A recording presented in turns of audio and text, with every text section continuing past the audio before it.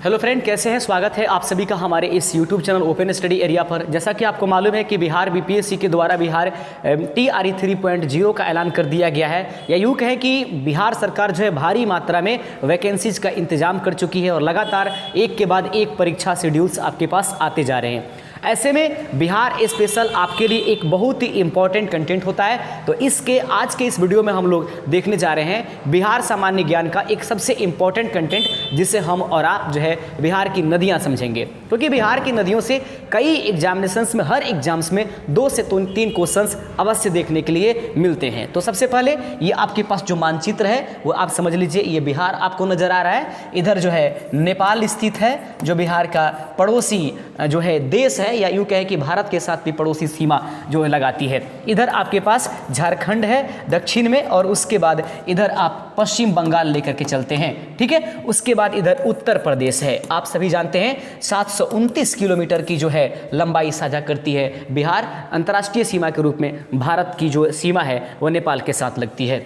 जैसे कि आपको दिखाई दे रहा है, ये बिहार की नदी तंत्र बनाई गई है। समझ रहे हैं? ये बिहार की क्या बनाई गई है? नदी तंत्र। और बिहार की नदी तंत्र में आप समझेंगे कि मुख्य नदी जो है बिहार की वह क्या है? गंगा है।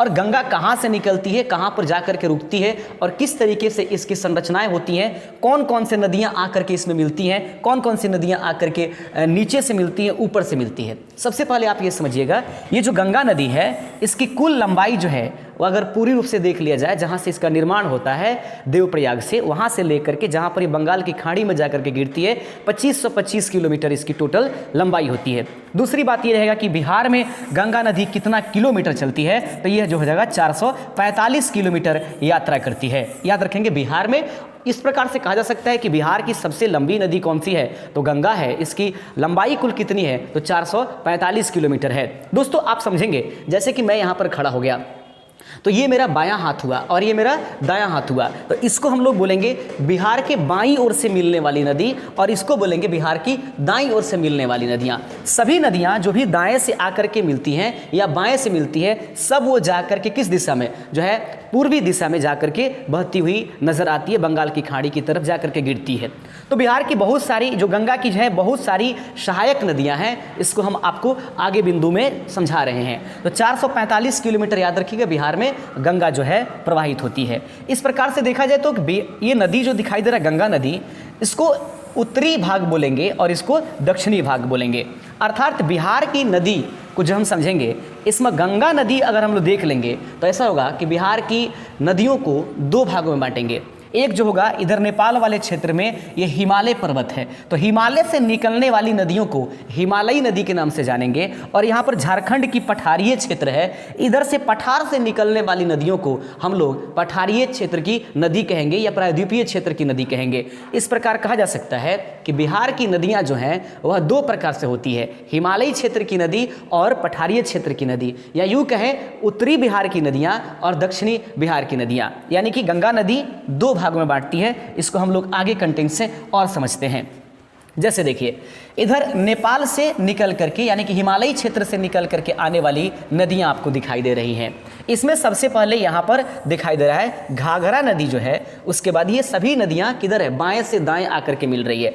घाघरा नदी, घाघरा के ठीक बाद गंडक होता है, गंडक के बाद बूढ़ी गंडक, बूढ़ी गंडक के बाद बागमती, कमला नदी है, कमला के बाद कोसी नदी है, कोसी नदी के बाद महानंदा आपको दिखाई दे रहा है। तो कहा जाएगा कि बिहार की सबसे पूर्वी नदी कौन सी है जो गंगा में आकर के मिलती है, तो उसका नाम महानंदी होगा। लगातार समझिएगा, पहले है घाघरा, गंडक, बूढ़ी गंडक, बागमती, कमला, कोसी और क्या, महानंदा। ये नदियां जो है वो आकर के हिमालयी क्षेत्र से आकर के गंगा में मिलती है, या उत्तर दिशा से गंगा में आकर के मिलने वाली नदियां हैं, या यूं कहें कि बाएं तरफ से आकर के मिलने वाली नदियां हैं। तो इसमें से क्वेश्चन पूछ देगा कि बताइए जो बूढ़ी गंडक है वह गंगा में किस ओर से मिलने वाली नदी है, तो ये हिमालयी क्षेत्र की और उत्तर दिशा से यानी कि बाएं छोर से मिलने वाली नदियां हैं।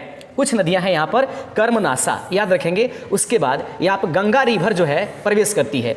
गंगा जो है दोस्तों वह उत्तराखंड से आती है और उत्तर प्रदेश के बाद जब बिहार में प्रवेश करती है तो वह जो है बक्सर का एक स्थान है चौसा, याद रखेंगे, बक्सर के एक स्थान है चौसा, चौसा से होकर के वह बिहार में प्रवेश करती है और बिहार की मिट्टी को दो भागों में बांटती है। समझ रहे हैं? ये देखिएगा, ये सभी नदियां उत्तरी बिहार की नदियां हैं और ये लगभग सालों भर इसमें पानी रहता है और ये उत्तरी नदियां इतनी मतलब ज़्यादा खतरनाक है कि बाढ़ का कारण होती है। याद रखेंगे, उत्तर भारत बाढ़ के चपेट में अक्सर आया रहता है, सिर्फ और सिर्फ कारण ये रहेगा उत्तरी हिमालयी क्षेत्र से आने वाली साल भर इसकी जो पानियाँ होती हैं इसकी वजह से पहले से ही लबालब होता है और उसके बाद जैसे ही रिवर का लेवल बढ़ता है वैसे उत्तरी बिहार जो है बाढ़ के चपेट में आ जाता है। कोसी जो है यह बिहार की शोक कहलाती है क्योंकि भारी मात्रा में बाढ़ लाने की जो कंडीशंस है वह कोसी के द्वारा दी जाती है। अगला है आपके पास जो है कर्मनासा, ये एक अशुद्ध नदी बोली जाती है। सोन है, उसके बाद पुनपुन है, उसके बाद फल्गु है, उसके बाद आपके पास किउल नदी है, अजय नदी है। तो याद रखेंगे दक्षिणी बिहार की नदियों में सबसे इंपॉर्टेंट कौन है? सोन नदी और उसके बाद कर्मनासा नदी, किउल नदी, फल्गु नदी और अजय नदियाँ, ये सभी दक्षिणी बिहार की नदियों के नाम से जाने जाते हैं।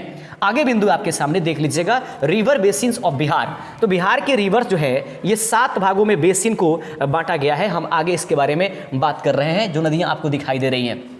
चलिए सबसे पहले इस बिंदु को समझते हैं, अफवाह तंत्र का तात्पर्य समझिए। पहले अफवाह तंत्र का मतलब क्या होता है?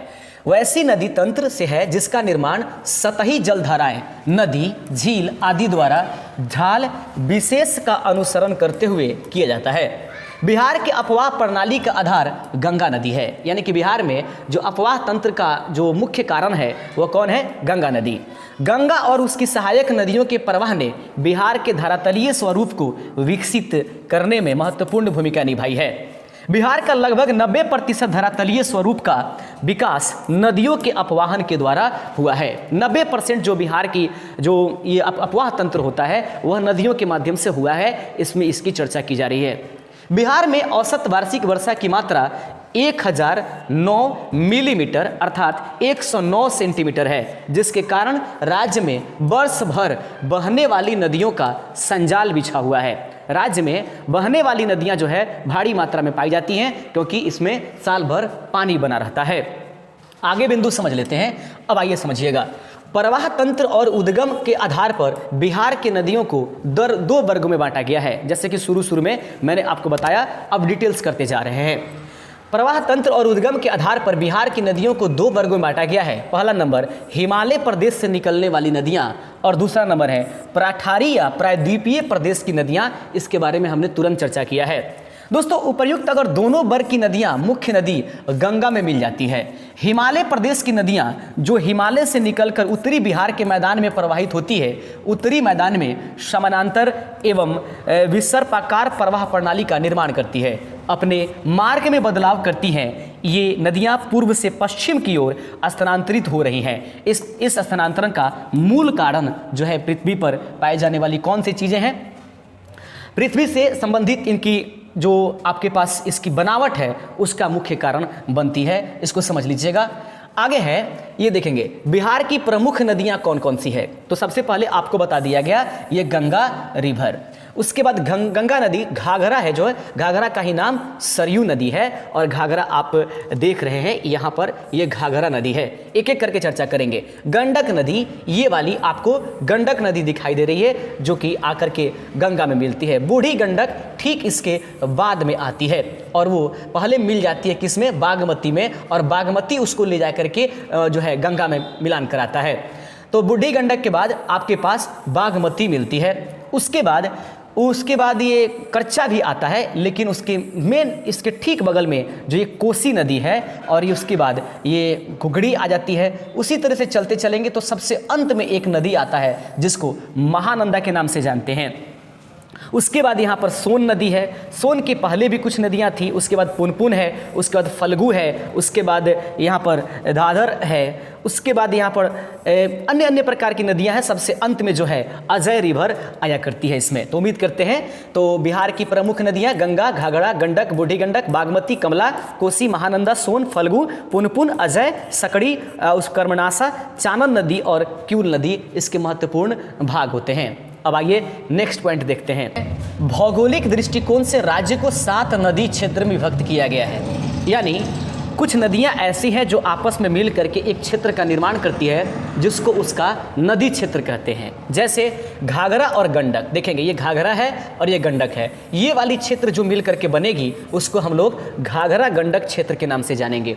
ऐसे कुछ नदियां, 2 नदियां आपस में जुड़ करके कुछ क्षेत्र अपना विशेष बना लेती है, उसी को हम लोग उसका नदी क्षेत्र कहते हैं। इस प्रकार भौगोलिक दृष्टिकोण से बिहार में 7 प्रकार की नदी क्षेत्र पाई जाती है। पहला नंबर होगा घाघरा गंडक, गंडक बागमती, बागमती कोसी, कोसी महानंदा, कर्मनासा और सोन, सोन और पुनपुन और क्या सकड़ी। इस प्रकार से 7 प्रकार की नदी क्षेत्र बनते हैं।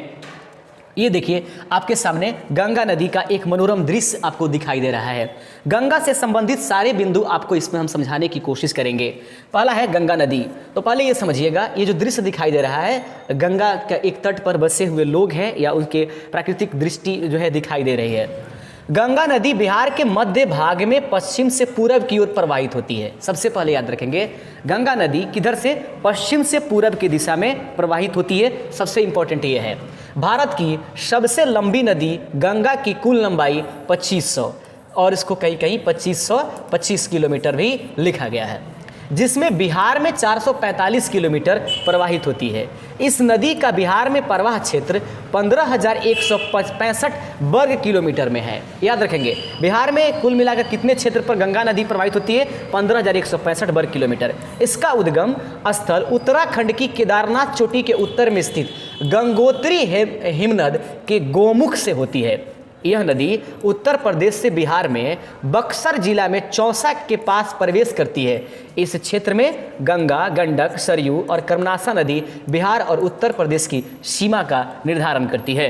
तो याद रखेंगे कर्मनासा हो गई, गंगा हो गई, गंडक हो गई, सरयू, ये बिहार और उत्तर प्रदेश के सीमा का जो है निर्धारण करती है। उसके बाद आप देखेंगे वहीं पर उत्तर दिशा में बाईं तट से घाघरा, गंडक, बागमती, बलान, बूढ़ी गंडक, कोसी, महानंदा और कमला नदी आकर के मिलती है। जबकि दक्षिण दिशा से इसमें यानी कि दाईं ओर से कहें तो सोन, कर्मनासा, पुनपुन, क्यूल आदि नदी आकर इसमें मिलती है।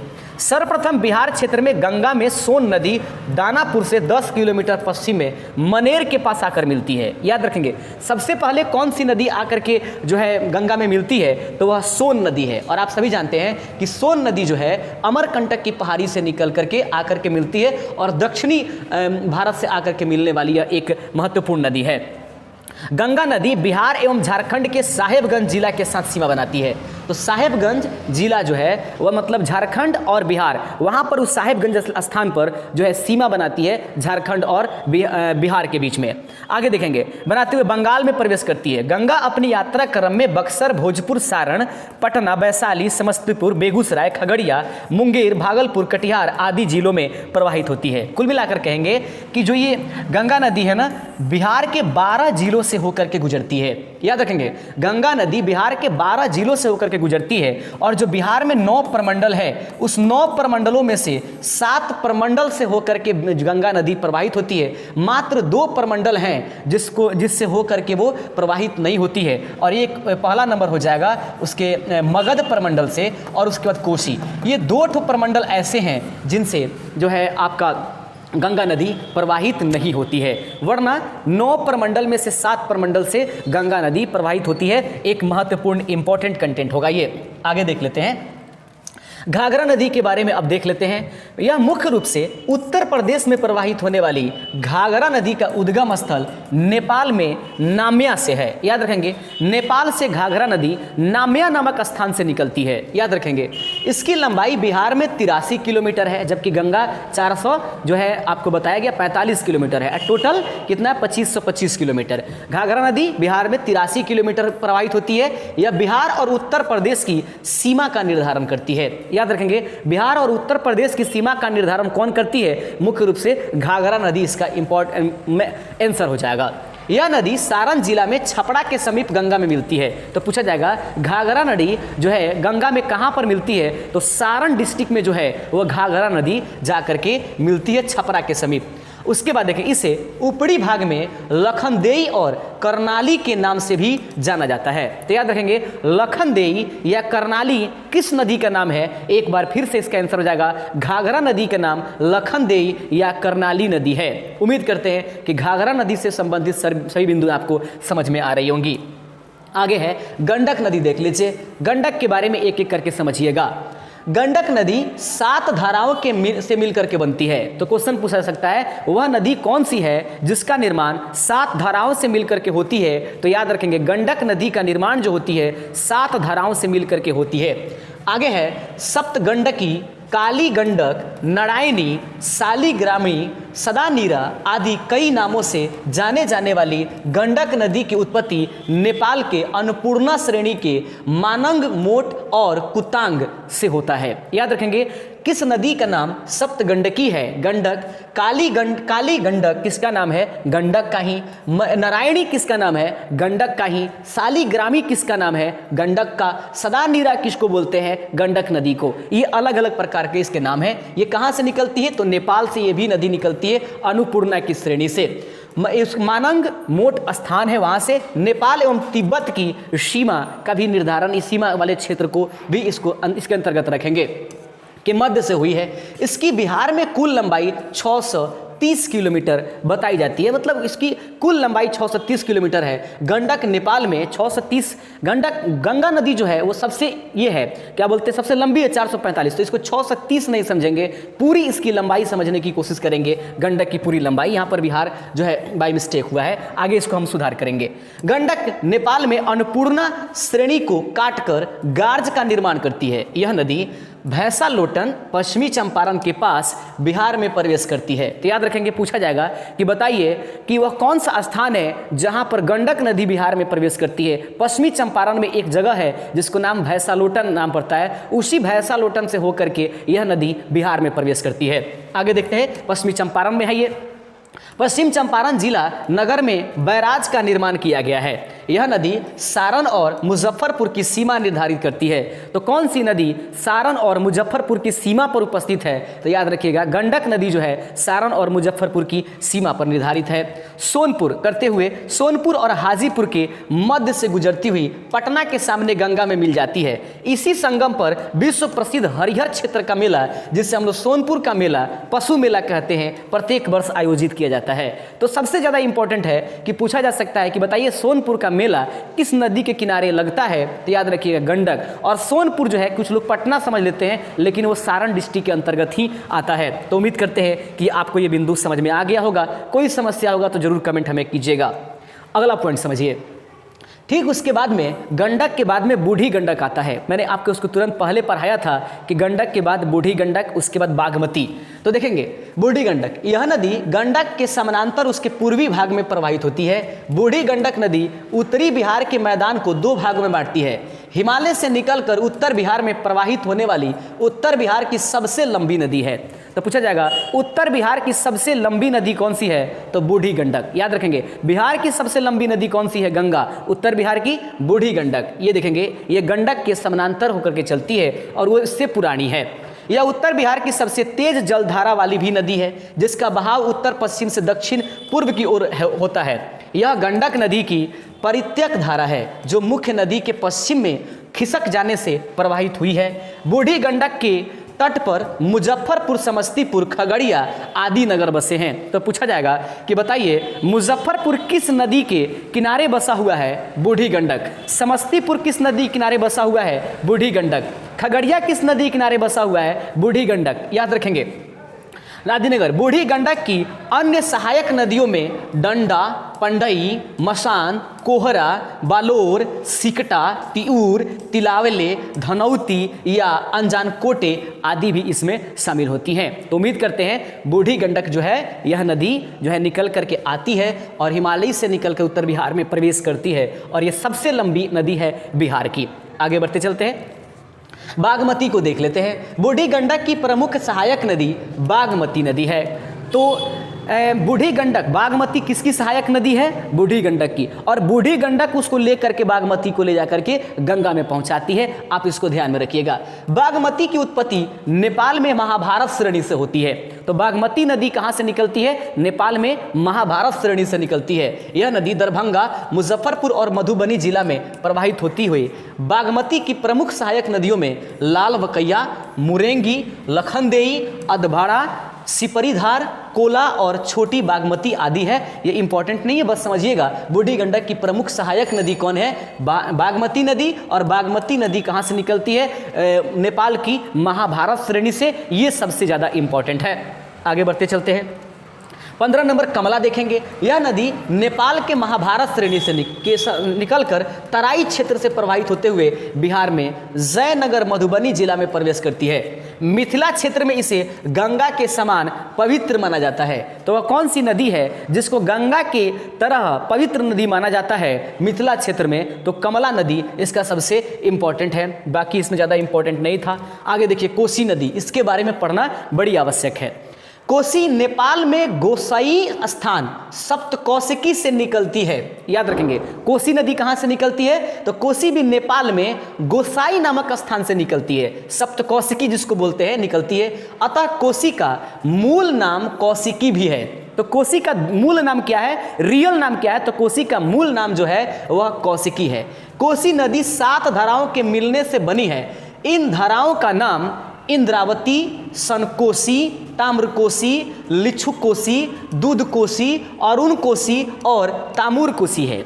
7 धाराएं मिलती हैं तो कोसी का निर्माण होती है। इन 7 धाराओं का नाम आपके पास बता दिया गया। त्रिवेणी के पास ये सभी धाराएं मिलकर के कोसी कहलाती हैं। तो बताएंगे वह कौन सा स्थान है जहां पर 7 धाराएं मिल जाती हैं तो वह कोसी नदी का निर्माण कर लेती है। तो इस बिंदु को याद रखिएगा कि याद रखेंगे ये त्रिवेणी एक स्थान है। त्रिवेणी के स्थान पर 7 जब धाराएं मिलती है तो उस धाराओं को एक साथ कोसी नदी के नाम से जाना जाता है। आगे देखेंगे, कोसी नदी बाढ़ की विभीषिका का कारण है। यही कारण है कि इसे बिहार के शोक के नाम से जानते हैं। यह नदी सुपौल, सहरसा, मधेपुरा, पूर्णिया आदि जिलों में प्रवाहित होती है। कोसी नदी मार्ग परिवर्तन के लिए प्रसिद्ध है तथा पिछले 200 वर्षों में 150 किलोमीटर पूर्व से पश्चिम की ओर स्थानांतरित हुई है। पूरब से पश्चिम की तरफ कोसी नदी जो है लगातार स्थानांतरित हो रही है और 200 वर्षों में 150 किलोमीटर जो है उधर से इधर भागती हुई नजर आ रही है। कोसी नदी कुर्सेला के पास गंगा में मिलने से पूर्व डेल्टा का निर्माण करती है। तो वह नदी कौन सी है जो डेल्टा का बिहार में निर्माण करती है? तो कोसी नदी जो है कुर्सेला के पास गंगा में मिलने से पहले एक डेल्टा बनाती है, कुर्सेला। इस बिंदु को याद रखिएगा। 17 नंबर पॉइंट है महानंदा। आप सभी जानते हैं यह उत्तरी बिहार के मैदान में प्रवाहित होने वाली सबसे पूर्व की नदी है। कई स्थानों पर बिहार और बंगाल के साथ सीमा रेखा का निर्धारण करती है। हिमालय से निकलकर पूर्व बिहार के पूर्णिया और कटिहार जिला में प्रवाहित होते हुए गंगा में मिल जाती है। पठारी प्रदेश की नदियों में प्रमुख नदी सोन, पुनपुन, फल्गु, करनासा, उत्तरी कोयल, अजय, हरोहर, चंदन, बड़ुआ आदि भी उपस्थित है। आगे है, सोन नदी के बारे में जानना जरूरी है। कहता है हिरण्यवाह तथा सोनभद्र के नाम से प्रसिद्ध सोन नदी। तो हिरण्यवाह तथा सोनभद्र के नाम से किस नदी को जानेंगे? तो वह आंसर होगा सोन नदी को। यह नदी दक्षिण बिहार की सबसे प्रमुख नदी है। दक्षिण बिहार की सबसे प्रमुख नदी कौन सी है? सोन नदी। आपको बताया इसका उद्गम स्थल मध्य प्रदेश में अमरकंटक मध्य के निकट से होती है। सोन के उद्गम के निकट से ही नर्मदा एवं महानदी भी निकलती है जिससे अरीय प्रवाह प्रणाली का निर्माण करते हैं। इसमें सबसे ज्यादा याद है सोन नदी को उद्गम स्थान कहाँ है? अमरकंटक। सोन नदी क्या है? तो दक्षिण की तरफ से आकर के गंगा में मिलने वाली एक महत्वपूर्ण नदी है। उसके बाद मुझे इसमें सोन नदी की कुल लंबाई 784 किलोमीटर है जिसमें 202 किलोमीटर बिहार में यह प्रवाहित होती है। तो सोन नदी बिहार में कितने किलोमीटर प्रवाहित होती है? 202 किलोमीटर याद रहेगा। सोन नदी की प्रमुख सहायक नदी में गोपद, हिरीनद, कन्हड़, उत्तरी कोयल इत्यादि होती है। इसके बारे में ज़्यादा इंपॉर्टेंट नहीं है। आगे देखते हैं। आगे कहता है इसमें एक चीज है, इस नदी पर प्रथम बांध याद रखेंगे 1873-74 में डेहरी में बनाया गया। बाद में इस नदी पर इंद्रपुरी बराज का निर्माण भी किया गया है। ये इंपॉर्टेंट था भारत का। उसके बाद देखेंगे अब्दुल बारी सिद्दीकी जो पुल है, याद रखेंगे, सोन नदी पर ही निर्मित किया गया। याद रखेंगे, अब्दुल बारी सिद्दीकी जो पुल है, रेलवे पुल है, वह सोन नदी पर निर्मित किया गया है। यह भारत का सबसे लंबा रेल पुल है। याद रखेंगे, 1900 ईस्वी में इस नदी पर डेहरी के पास नेहरू रेल पुल का निर्माण भी किया गया है। आगे देख लेते हैं फल्गु नदी। फल्गु नदी देखिएगा, यह नदी छोटा नागपुर के पठार से कई धाराओं के रूप में निकलती है। इसकी मुख्य धारा निरंजना कहलाती है। तो फल्गु नदी का मुख्य धारा का नाम क्या है? निरंजना इसका राइट आंसर हो जाएगा। बोध गया के पास इसमें मुहाने नामक नदी मिलती है। मुहाने के मिलने के बाद ही इसे फल्गु नदी के नाम से जाना जाता है। तो याद रखेंगे, बोध गया के पास मुहाने मिलने की वजह से इसका नाम जो है फल्गु हो जाता है, वरना इसके पहले इसका निरंजना जो है इसका नाम होता है। सबसे ज़्यादा इंपॉर्टेंट ये है कि गौतम बुद्ध को ज्ञान की प्राप्ति इसी नदी के किनारे हुआ था। याद रखेंगे, निरंजना यानी फल्गु नदी के किनारे ही गौतम बुद्ध जी का जो है को ज्ञान की प्राप्ति हुई थी। गया में इस नदी के तट पर पितृपक्ष का मेला लगता है। तो पूछा जाएगा कि वह कौन सा नदी है बिहार में जिसके तट पर पितृपक्ष का मेला लगता है? फल्गु नदी याद रखिएगा, जिसमें अपने पूर्वजों का पिंडदान किया जाता है। यह नदी अतः सलीला या लीलाजन के नाम से भी जानी जाती है। आगे बढ़ते चलते हैं, पुनपुन नदी को देख लीजिएगा। पुनपुन नदी एक मौसमी नदी है जो किकट और बमागधी के नाम से भी जानी जाती है। यह नदी झारखंड के पलामू जिला के चौराहा पढ़ाई क्षेत्र से निकलती है। यह नदी बिहार के औरंगाबाद, अरवल इत्यादि में। तो पुनपुन नदी कहाँ से निकलती है? तो याद रखेंगे, झारखंड के पलामू जिला से निकलती है। यह कैसी नदी है? तो यह मौसमी नदी है। आगे बढ़ते चलते हैं, अजय नदी को देख लीजिएगा। अजय नदी जमुई जिला के दक्षिण में 5 किलोमीटर दूर बटवार से निकलती है। यह नदी बिहार से झारखंड में देवघर जिला में प्रवेश करती है। इसे अजावती या अजमती के नाम से भी जानते हैं। चानन नदी कोई ज़्यादा इंपॉर्टेंट नहीं है। चानन नदी को पंचाने के नाम से भी जाना जाते हैं। इसका मूल नाम पंचानन है। आगे बढ़ते चलते हैं, यहाँ पर देख लीजिएगा कि सकड़ी नदी कौन सा? उद्गम स्थान झारखंड में छोटा नागपुर पठार के उत्तरी भाग से होती है। ये इसमें था। कर्मनाशा एक और इंपॉर्टेंट है, कर्मनाशा नदी। तो कर्म का नाश करने वाला यह नदी विंध्याचल की पहाड़ियों में सारोदाग जो है कैमूर से निकलकर चौसा के पास गंगा में नदी में आकर के मिल जाती है। हिंदू धार्मिक मान्यता के अनुसार इस नदी को अपवित्र माना गया है, ये अशुभ माना गया है। तो कौन सा नदी है जिसको अपवित्र के नाम से जाना जाता है बिहार में? किउल नदी। इसकी उत्पत्ति हजारीबाग के पठार से हुई है। याद रखेंगे, बस इतना ही याद रखिएगा कि इस किउल का जो है आपका पास जो उत्पत्ति है वो हजारीबाग के पठार से हुई है। देख लीजिएगा जरा। अब एक बार में सारांश के रूप में हम लोग एक एक चीज़ देखते चलते हैं। बिहार की प्रमुख नदियां, उसके उद्गम स्थल। गंगा नदी गंगोत्री से निकलती है, बंगाल की खाड़ी में जाकर के मिल जाती है। गंडक नदी अन्नपूर्णा की श्रेणी से निकलती है, पहलेजा घाट सोनपुर में जाकर के गंगा नदी में जाकर के मिल जाती है। बूढ़ी गंडक सोमेश्वर की पहाड़ी से निकलती है और निकट चौतरवा से निकलती है और उसको जमालपुर में खगड़िया में जाकर के गंगा नदी से मिलती है। घाघरा जो है मंदोता चौड़ी से निकलती है और छपरा के निकट जाकर के गंगा में मिल जाती है। घाघरा का दूसरा नाम क्या है? सरयू। बागमती देखेंगे शिवपुरी महाभारत श्रेणी से निकलती है, कोसी नदी में जाकर के मिल जाती है। कमला नदी सिंधोलीगढ़ से निकल करके माढ़ा गोला में जाकर के मिल जाती है। कोसी गोसाई स्थान सप्तकोशिकी से निकलती है नेपाल से और उसके कुर्सेला के निकट गंगा में जाकर के मिल जाती है। महानंदा महाभारत की श्रेणी से निकलती है और मनिहारी जो है जाकर के कटिहार में यह मिल जाती है। सोन नदी अमरकंटक की श्रेणी से निकलती है और मनेर के निकट गंगा में मिल जाती है। फल्गु नदी उत्तरी छोटा नागपुर से निकलती है, मोकामा के टाल क्षेत्र में जाकर गंगा से मिल जाती है। उसके बाद कर्मनाशा ये सारोदाग कैमूर विंध्याचल श्रेणी से निकलती है और चौसा के निकट जाकर के मिल जाती है। पुनपुन छोटा नागपुर पठार से निकलकर फतुहा के निकट जाकर के मिल जाती है। सबसे लंबी नदी कौन सी है आप देख लेंगे, और बिहार की इसमें आपको आंकड़े दिखाई दे रहे हैं। दूसरे पर बागमती और पहले नंबर पर क्या? गंगा। यहाँ पर एक हटा देंगे, 445 किलोमीटर हो जाएगा। थोड़ा सा और एक इंपॉर्टेंट पॉइंट है, इसको देख लीजिएगा। गंगा में मिलने वाली प्रमुख नदियां कौन सी हैं? चलिए देखिएगा। सरयू कहाँ मिलती है? छपरा के निकट। सोन कहाँ मिलती है? देवघारा के निकट। फल्गु कहाँ मिलती है? उरैना मुंगेर के निकट। कोसी कहाँ मिलेगी? कुर्सेला के निकट। महानंदा मनिहारी के। पुनपुन कहाँ? फतुहा में गंगा में मिलती है। उसके बाद गंडक कहाँ मिलेगी? पहलेजा के निकट। कर्मनाशा कहाँ? चौसा के निकट। कमला कहाँ पर? काढ़ा गोला के निकट। बूढ़ी गंडक मुंगेर के निकट। बागमती मुंगेर के निकट। किउल कहाँ मिलती है? सूर्यगढ़ा के निकट। और अंत में कुछ बिंदु और भी है, लास्ट पॉइंट पर हम लोग चले गए हैं। लास्ट पॉइंट हम लोग देख लेते हैं, यही है नदियों के तट पर बसे हुए कुछ प्रमुख शहर बिहार के। तो देखेंगे गंगा नदी के तट पर पटना, बक्सर, भागलपुर और मुंगेर बसा हुआ है। पटना, बक्सर, भागलपुर, मुंगेर। सरयू नदी के तट पर जो है छपरा, फल्गु के नदी के तट पर गया, बागमती के तट पर दरभंगा, पुनपुन के तट पर फतुहा बसा हुआ है। बूढ़ी गंडक पर समस्तीपुर, खगड़िया, मुजफ्फरपुर और क्या बेतियां। सोन नदी पर डेहरी ऑन सोन, किऊल पर लखीसराय और किऊल बसा हुआ है। गंडक में हाजीपुर, सोनपुर बसा हुआ है। अदरदा में जहानाबाद बसा हुआ है। उम्मीद करते हैं कि आज के इस वीडियो में एक एक बिंदु आपको समझ में आ गया और बिहार से संबंधित अब कोई किसी प्रकार की कोई समस्या नहीं रहने वाली होगी। आगे की वीडियो में हम मिलेंगे, तब तक के लिए शुक्रिया। यदि चैनल पर नए हैं तो चैनल को सब्सक्राइब जरूर कर लीजिएगा। धन्यवाद।